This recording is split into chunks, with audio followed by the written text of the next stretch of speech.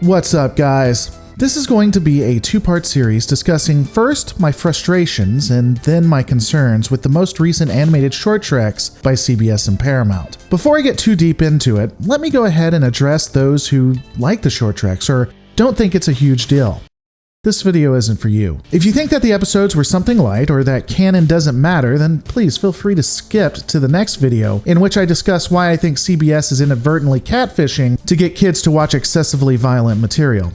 That'll probably be more your style than this will. But for those of you who think continuity matters, who enjoys looking at the canon, who takes the universe, breaks it down, and finds a lot of value in that, let's discuss how I believe CBS finally broke me and canon is dead. For a brief history to the normies out there and those who haven't been veterans, most of my channel has always been based on quote-unquote alpha canon. It was a way that I found to distinguish myself from other channels that would just throw everything in the kitchen sink in the lore. Even channels that are much more professional than mine and have a bigger outfit had very little standard for the lore that they use. They would throw whatever they thought looked good. Beta, alpha canon didn't matter. I decided I'd take a look at the alpha canon of a specific series, generally I'm known for Trek, and only utilize the resources that were considered to have happened in universe. In the stories where Starfleet exists, that generally meant that I'm looking at information deemed in canon from CBS and Paramount. While the consequences of this did have some issues, sometimes big ones, they at least had always had a standard up to a certain point. They stayed consistent throughout their inconsistencies in the existence of the fiction. But unfortunately, there would be a shift, and I'll discuss that more in detail later, but at the moment,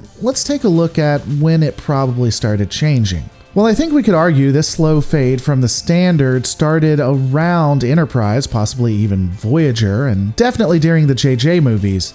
Personally, I would put the date on November 2nd, 2015, namely the day CBS announced a new Star Trek television series that was to premiere in January 2017, named Star Trek Discovery. Ironically, as I've been talking about, before this time, CBS and Paramount had been pretty good about canonization. While they gave their writers a very long leash and let them flub it, they never really did anything that was too drastic. The standard was to write a good story, but we won't do anything that doesn't make sense just for money. It's true that the writers might go way into left field, but ultimately they tried to keep it within this framework, and it was never a cash grab. Speaking of cash grabs, they would go out of their way to distinguish what was and wasn't. This included, but isn't limited to, the animated series, toys, games, and other things. Even officially licensed books written by Gene and Berman, weren't canon.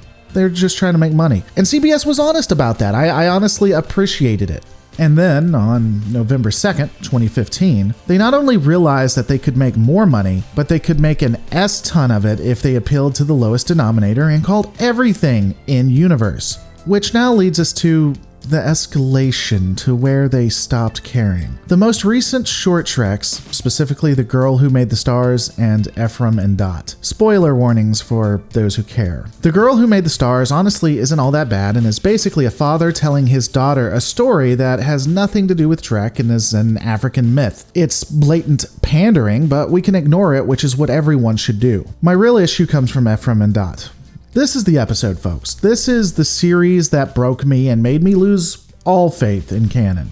It wasn't Voyager, not Threshold. It wasn't Star Trek Enterprise and them dealing with the Romulans. It wasn't even Discovery, with it ignoring so many things and making Michael a more important space Jesus than Sisko ever was at the expense of canon and common sense. No, it was Ephraim and Dot. The short trek is, according to CBS and Paramount, canon. This garbage is such a blatant screw you to anyone who cares about continuity in an attempt to make cartoons for children and sell future toys that will make them a profit. And you know what? It's not that it's a cartoon or that it's silly that I dislike it. That certainly isn't my style, but it's not a deal breaker. It's the tale itself. The story is about a tardigrade, but not just any tardigrade, the specific and mass-killing tardigrade we see in Discovery. This impaler of Klingon and Starfleet alike is made to be the hero of this story and made so cute that anyone would want to hug it. The story begins with it almost being hit by the Enterprise, so what does it do? It decides to hide its eggs in the engines of the ship. It does this because that's a warm spot for the eggs. The tardigrade then travels through time in the mycelial network and follows the ship to check on it from time to time as it goes through all of the various adventures. While doing this, it also fights a Dot 7 android. This android is presented as something better than Data ever could be. Constructed by Starfleet, it has emotions, fears, cares, shows empathy, is aware of itself and doesn't want to die, forms attachments, and can tell time. And it screams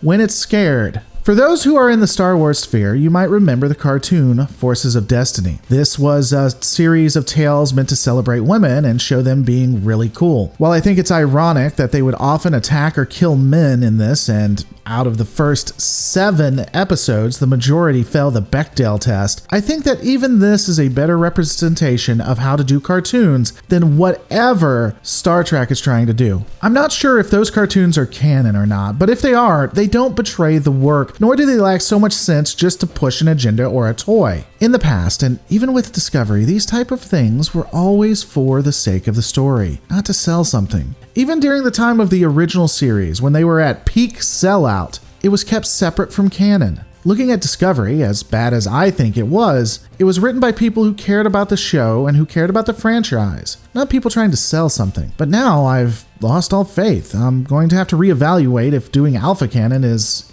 even really worth it. All of these are my thoughts though, and I wanted to talk about this because I really want to know your opinions. Should I hold the line or just let it happen? Should CBS have effectively broken me? Let me know in the comments below.